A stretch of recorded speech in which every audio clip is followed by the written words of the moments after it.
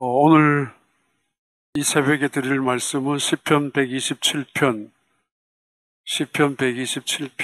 3절부터 128편 6절까지 말씀 제가 봉독합니다. 보라, 자식들은 여호와의 기업이요 태의 열매는 그의 상급이로다. 젊은 자의 자식은 장사의 수중의 화살 같으니 이것이 그의 화살통에 가득한 자는 복이 되도다. 그들이 성문에서 그들의 원수와 담판할 때 수치를 당하지 아니하리로다. 여호와를 경외하며 그의 길을 걷는 자마다 복이 있도다. 내가 내 손이 수고한 대로 먹을 것이라. 내가 복되고 형통하리로다. 내 집 안방에 있는 내 아내는 결실한 포도나무 같으며 내 식탁에 둘러앉은 자식들은 어린 감람나무 같으리로다. 여호와를 경외하는 자는 이같이 복을 얻으리로다. 여호와께서 시온에서 내게 복을 주실지어다. 너는 평생의 예루살렘의 번영을 보며 내 자식의 자식을 볼지어다. 이스라엘에게 평강이 있을지로다. 아멘. 기도합니다. 여호와 하나님 아버지, 이 아침에도 귀한 예배에 참석한 모든 성도들, 또 온라인을 통하여 하나님의 말씀을 듣는 모든 주의 백성들 위에 주의 은혜가 강물같이 흐르는 축복이 있게 하여 주시고, 주의 손길로 저들을 어루만져 주시는 놀라운 역사가 나타날 수 있는 귀한 시간들 될 수 있도록 성령님 주장하시고 또 인도하여 주시옵소서. 예수님 이름으로 기도하옵나이다. 아멘. 옛날 사람들 자식을 통해서 가끔 이런 말씀을 하기도 합니다. 그 자식들이 애물단지라고. 사랑도 하고 또 기쁨도 있지만은 그 자식들이 때로는 가슴 아프게 만드는 애물단지라는 거죠. 증오까지 사실 때로는. 이게 정말 자식은 애물단지인가, 아니면 자식은 시편 127편 3절의 말씀처럼 자식들은 하나님이 주시는 은혜요, 선물이요, 축복이요, 기업인가, 하나님이 주시는 가장 귀한 선물인가. 성경은 자식을 애물단지라고 보지 않고 우리에게 선물이라고 말씀합니다. 다시 한번 우리 누구나 생각해야 되는 문제이기도 하고, 누구나 이런 말씀 앞에는 가슴이 무거운 그런 주제이기도 합니다. 자식을 키우는 모든 가정들, 하나님의 놀라운 은혜가 임하기를 바라고, 어떤 면에서 그 자식들을 통해서 가슴 아픈 사람도 있겠지만은 언제인가는 오히려 그 자식들로 통하여 기쁨의, 축복의 열매를, 간증의 열매가 맺혀질 수 있는 그런 가정들이 다 되시기를 바랍니다. 이 세상 살아가면서 하기 싫으면 그만두면 되고, 또 내 마음에 안 들면은 사표하면 던지면 됩니다. 사직서를 쓰면 그만입니다. 그러나 정말 내 마음이 안 든다고 또는 하기 싫다라고 그만둘 수 없는 것이 있습니다. 회사 사장도 그만두면은 회사 문 닫으면 그만이고, 조그마한 가게 힘들면 문 닫으면 그만이지만은 결코 문을 닫을 수 없는 것, 회장에 사표를 던질 수 없는 것이 있습니다.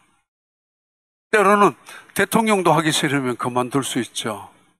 그런데 우리의 목숨이 붙어 있는 한 그만둘 수 없는 것이 있는데, 그것이 바로 부모와 자식과의 관계입니다.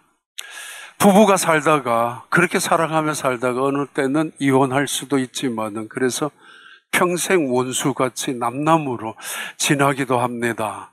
그러나 부모와 자식과의 관계는 부부가 이혼을 했다 할지라도 한순간 정리될 수 없는 것이 부모와 자식과의 관계입니다. 그러기에 정말 부모의 입장에서는 힘들기도 하지만은 정말 하나님께서 우리에게 주시는 귀한 뜻이 있을 거라고 생각이 됩니다. 다시 말씀합니다. 시편 127편 3절 보라 자식들은 여호와의 기업이요 태의 열매는 그의 상급이로다. 하나님이 우리에게 주신 자식은 애물단지나 불행의 씨앗이나 비극을 만드는 것이 아니라 축복이요 그리고 선물이요 하나님이 주시는 놀라운 기업이라는 것입니다. 계속하죠. 젊은 자의 자식은 장사의 수중에 화살 같으니 이것이 그의 화살통에 가득한 자는 복되도다. 오히려 옛날에는 자식들이 많으면 많을수록 복이 있다라고 말했죠. 요즘 무자식이 상팔자라고 자식을 차라리 안 놓기도 하고 고생할까 봐, 또는 놓더라도 한 명, 많아야 두 명밖에 놓지 않는 그런 세상에 살아가지만은 하나님께서는 말씀하고 약속합니다. 태의 열매는 그의 상급이고 젊은 자의 자식은 장사의 수중에 화살 같으니 그의 화살통에 가득한 자는 복이다. 애물단지가 아니라 복단지라는 이야기고, 화가 아니라 하나님 우리에게 주신 놀라운 축복이라는 것입니다. 자식이 많으면 많을수록 오히려 화살이 전통에 가득한 장수는, 군인은 전쟁터에 나가더라도 힘이 있고, 전쟁터에 나가더라도 전통에 화살이 가득히 있는 장군들은 불안해하지 않습니다. 그러나 전통에 화살이 없다면 이것은 불안합니다. 적을 이길 수가 없기 때문이고 적의 공격에 무방비로 노출될 수밖에 없기 때문입니다. 이 세상 살아가면서 우리에게 힘이 되는, 우리가 이 세상과 싸워서 이길 수 있는 힘의 근거는 전통에 가득한 화살인 것처럼 자식을 의미하죠. 바로 하나님께서 우리에게 주신 축복이라는 것입니다. 그런데 문제가 있습니다. 이 자식을 어떻게 키우느냐, 이 자식을 어떻게 우리가 양육시키느냐입니다.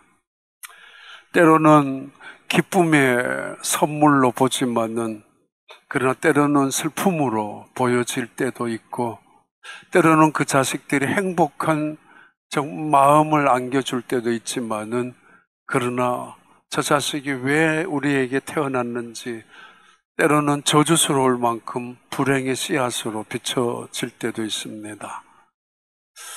가끔 이런 가족들을 봅니다. 또 이렇게 말할 때도 있습니다. 자식들을 향하여 너 왜 공부 안 하냐고, 왜 놀기만 하느냐고, 너 공부 안 하면은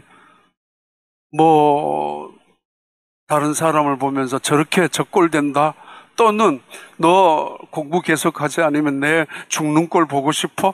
이렇게 말할 때도 있고 이렇게 말하기도 했습니다.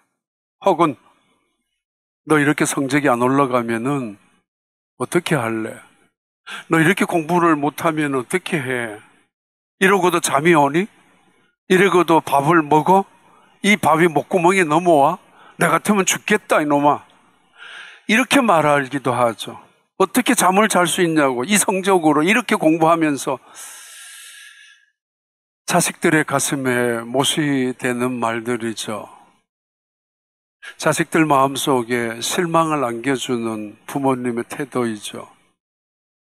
자식들의 오늘의 실망은 내일의 분노로 바꾸어지고, 그 자식들이 가지고 있는 당하는 오늘의 상처는, 부모로 통해서 받는 상처는 내일의 무서운 폭력이 될 수도 있습니다. 이 정도밖에 공부 못하면서 어떻게 밥을 먹고 밥이 목구멍에 들어가느냐라고 하는 부모님의 그 이야기는 그 자식들에게 이 세상의 중요한 가치가는 공부라고, 그것도 잘하는 것이라고, 좋은 학교 들어가서 더 좋은 돈을 많이 버는 것이라고, 아니 가치가는 성공에 있다라는 것에 온 세상의 모든 가치의 기준을 자식들에게 그렇게 심어주고 있는 표현의 말입니다. 그러기에 어떤 자식들은 그것이 상처가 되고 때로는 그것이 분노가 되어서, 아니 너무 큰 실망이 되어서 죽음을 생각하기도 하고 자살을 하기도 합니다. 누구나 그 자식 잘 키우고 싶습니다.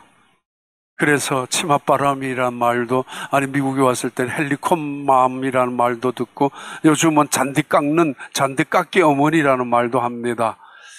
헬리콥터를 타고 다니면서 자식을 키우고 보호해주는 부모님들, 그러나 어느 때는 잔디를 깎는, 자식이 걸어가는 길목에 있는 방해거리를 미리 차단하고 미리 청소하고 제공해주는, 이 자식들이 걸어가는 길목에는 꽃길만 있어야 된다라고 생각해서 부모님들이 그 자식들의 미래를 생각해서 행복을 그리고 성공을 생각해서 꽃길 가마를 태워서 지나가게 하는 그런 부모님을 잔디깎기 부모님이라고 부른다고 그래요.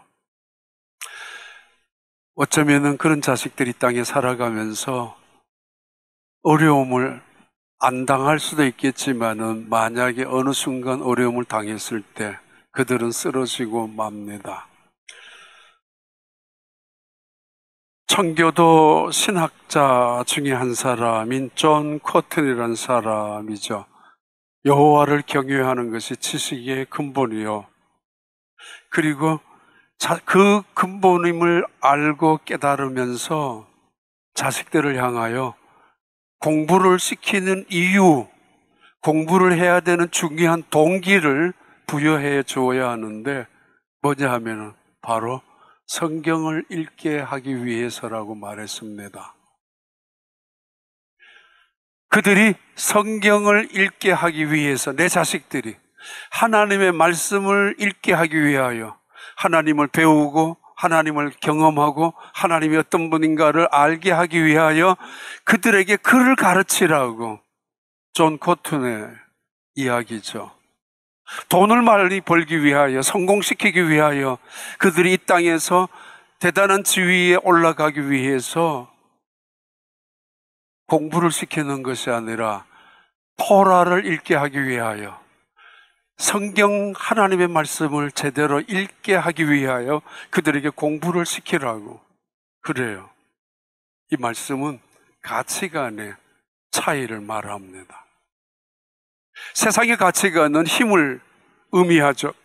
그 힘은 경력이고 스펙이, 학력이고, 세상의 힘은 물질이고 부유함이며, 세상의 힘은 권력, 어떤 성공의 지위에 있습니다. 그러나 그리스도인의 가치관, 그들의 힘은 하나님께 있습니다. 우리에게 있는 것이 아니라 하나님께로 오는 것이고, 내게 있는 것이 아니라 하나님께 있는 것입니다. 돈이 힘이라고 믿고 살았던 그 사람들, 돈이 없어졌을 때 힘도 없어지고 패배자처럼 살아가고, 권력이 힘이라고 붙잡고 살아가다가 권력이 무너졌을 때 그들은 이 세상의 가장 실패자인 것처럼 살아갈 수밖에 없는 이유가 거기에 있습니다. 시편 127편에 말하죠. 여호와께서 집을 세우지 아니하면 세우는 자의 수고가 헛되며, 여호와께서 성을 지키지 아니하시면 파수꾼의 깨어 있음이 헛되도다. 개인적으로 아무리 가정을 세운다 할지라도, 그래서 지킨다 할지라도 하나님이 함께 하여 주시지 않는다면, 또는 공동체적으로 모두가 모여서 함께 인간의 지혜와 지식을 가지고 인간의 안전을 지키기 위하여 마치 바벨 포트레스처럼 바벨탑을 쌓아가지고 그들의 행복과 그들의 성공과 그들의 안전을 우리끼리 지키자라고 바벨 포트레스 공동체를 쌓여놓은 거 있잖아요. 그래서 그들이 그런 공동체를 세운다 할지라도 여호와께서 성을 지키지 아니하시면 그들의 수고는 헛되고 그들의 지킴도 헛수고가 되고 말 것이라고. 아무리 일찍이 눕고 아무리 늦게 잤는다 할지라도, 그래서 열심으로 땀 흘린다 할지라도 하나님이 함께하여 주시지 않는다면 그것은 모든 것이 거품이 되고 만다는 것을 의미합니다. 공부 열심히 해야 돼. 너 이성적으로 밥이 목에 들어오니? 라는 것이 아니라 너 교회 가야 돼. 너 예수 믿어야 돼. 그 아들에게 돈을 지어주면서 이거 헌금이야. 그 아들에게 너 직장에서 첫 월급 받으면 반드시 11조 해야 돼. 너의 인생의 주인은 하나님이라는 것이죠. 너의 인생의 도움은 하나님께로 온다는 것이죠. 너의 재간이나 재주나 능력이나 경력이 있는 것이 아니라, 재능에 있는 것이 아니라 하나님이 너의 손을 놓아버리면 너는 끝이고, 하나님이 너의 인생 속에 입김을 불어버리면 너는 허망하게 무너지고 말 것이라는 이야기죠. 그래서 너 교회 갔느냐라고. 주일이면 교회 가서 예배 드려야 돼. 너 인생의 주인은 너가 아니야 라는 이야기죠. 그 말씀입니다. 물질을 너의 주인으로 삼아서도 안 되고 물질이 너의 인생의 왕이 되어서는 안 된다라고. 그러면서 청교도들은 자식들을 향하여 교회가 어떤 곳인지 먼저 보여주었고, 그래서 그들을 향하여 예배가 어떤 것인지 무슨 의미인지를 가르쳐 주었습니다. 그것이 이 땅에, 미국 땅의 기초였고 인프라였고 이 땅에 하나님이 주시는 축복의 자산이었습니다. 그러나 지금 세상은 변하고 있습니다. 아이들은 어렸을 때 교회를 나오지만은 중학생이 되면은 떠나가기 시작하고, 고등학생이 되면 더 많이 떠나가고, 대학교가 되면은 훨씬 더 교회를 떠나가기 시작합니다. 그들은 학교에서 진화론을 배웠고, 하나님이 천지를 창조하셨고 하나님이 이 세상의 주관자이며 창조주라는 사실을 단 한 번도 들어본 적이 없었기 때문입니다. 그러나 교회는 하나님이 너의 인생의 주인이라고 가르치고 있지 않습니까? 시편 128편 1절에 여호와를 경외하며 그의 길을 걷는 자마다 복이 있도다. 너가 수고한 대로 먹을 것이라. 너가 복되고 내가 형통하리로다.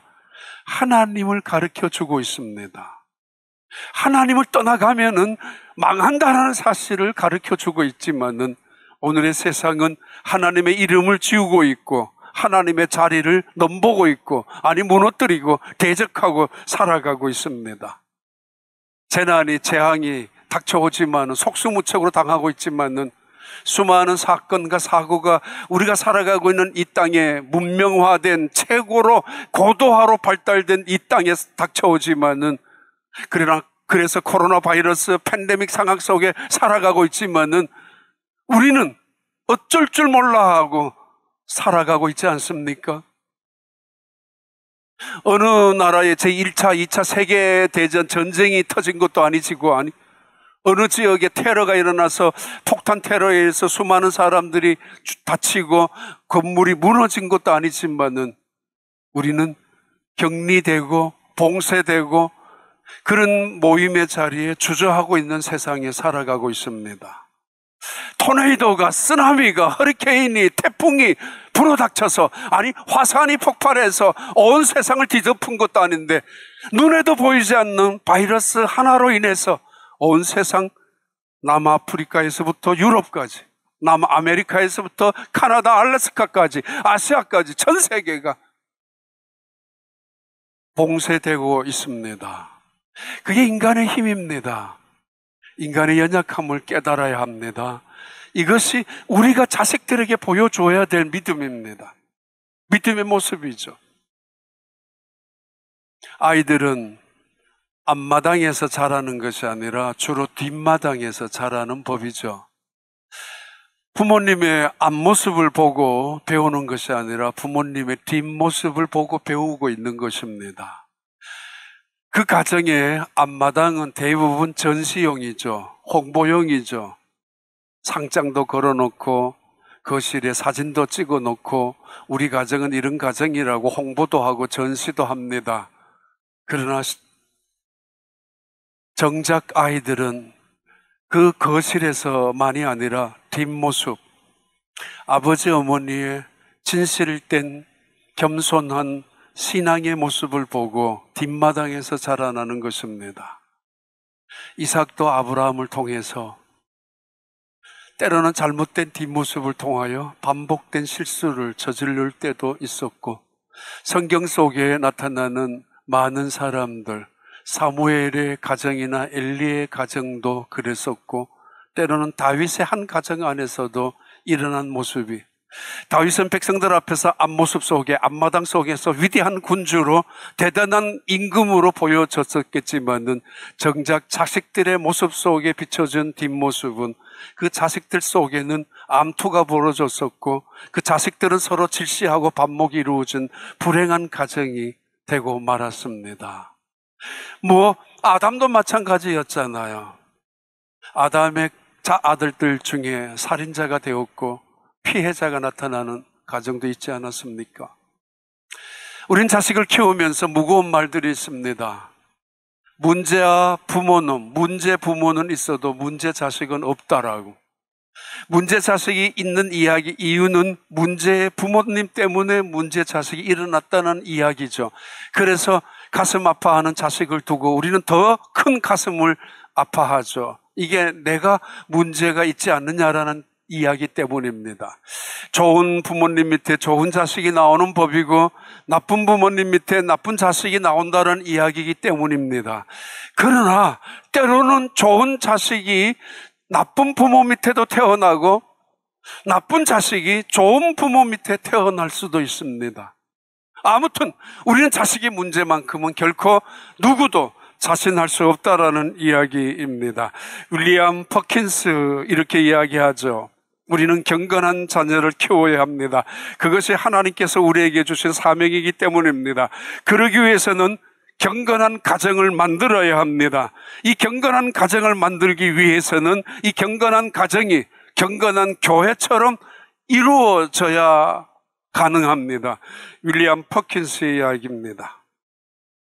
같은 청교도 신학자 중에 한 사람이죠. 특별히 자녀 교육에 관심이 많았던 리차드 매더의 지적입니다. 우리는 소홀할 때가 있습니다. 바쁘다는 이유로, 중요한 일이 밖에 있는 이유로 내 자식의 교육에 정작 소홀할 때가 있습니다. 여러 가지 이유 때문에.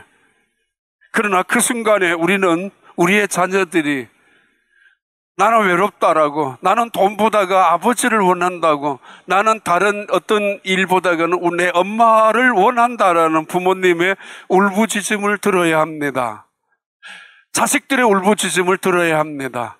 이 말은 자식들은 지금 아빠와 같이 놀고 싶고 엄마와 손을 잡고 싶은데 이민 가정들의, 특히 이 땅에 살아가는 수많은 가정들에게 부모님들은 자식들에게 좋은 차, 좋은 환경, 좋은 집 속에 이 정도면 충분하지 않느냐라고 생각할 때가 있습니다. 그런데 그들은 언제인가 결국은 지옥에서 울부짖을 때가 있을 것입니다. 리차드 매더의 가슴 아픈 지적입니다. 그래요. 시편 128편 4절, 3절, 4절. 내 집 안방에 있는 내 아내는 결실한 포도나무 같으며 내 식탁에 둘러앉은 자식들은 어린 감람나무 같으리로다. 여호와를 경외하는 자는 이같이 복을 얻으리로다. 예, 여호와를 경외하는 자들은 이와 같이 복을 얻으리로다. 그렇습니다. 정말 가장 중요한 가정의 핵심은 하나님이시며 하나님께서 우리에게, 부모님에게 제사장의 직분을 맡겨주었고 그 자식들을 믿음 속에 양육시키라고. 다시 말합니다. 자식은 애물단지가 아니라 하나님의 선물이요, 축복이요, 영원한 기업입니다. 그 이유 중에 또 다른 이유가 있다면 우리는 이 자식을 키우면서 겸손하게 되죠. 그리고 감사하게 되죠. 깨닫게 되죠.